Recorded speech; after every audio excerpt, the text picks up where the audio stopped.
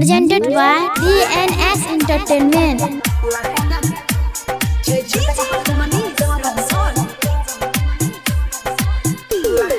Presented by Niraj Nivas Latona. सुन सुन रे यारबा जन पीछा करे देखी के अकेला बहिया ना धरे।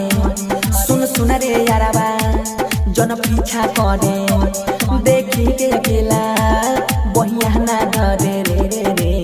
छुए जानी चोली के चितर छै छुट कहा पड़ल लहंगा के भीतर।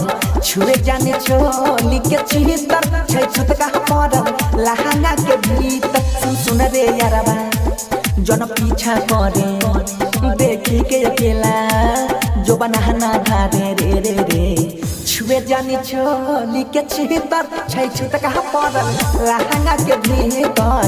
छुए जानी चोली के चितर छै छुट कहा पड़ल लहंगा के भीतर।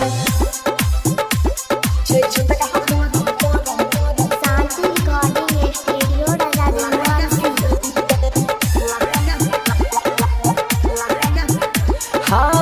नाजुक उमरिया हमर छियै न गान रे।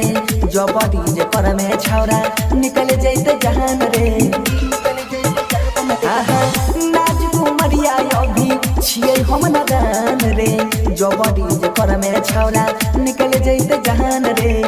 अधर्मी न सुधी न पवित्र छै छुट कहा पड़ल लहंगा के भीतर। छुए जानी चोली के चितर छै छुट कहा पड़ल लहंगा के भीतर।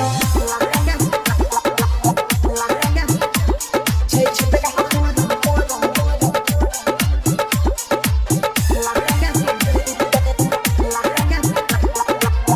उछा दिन सबर परे देही में न सटरे। छिए कमजोर नहीं इरादा पलट रे। देहरे उछा दिन सबर परे देही में न सटरे।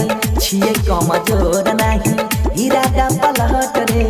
बनसी न बने बड़का चितर छै छुट कहा पड़ल लहंगा के भीतर। छुए जानी चोली के भीतर छै छुट कहा पड़ल लहंगा के भीतर। सुन सुन रे यारबा ना पीछा करे देखी के अकेला बहिया न धरे रे रे रे।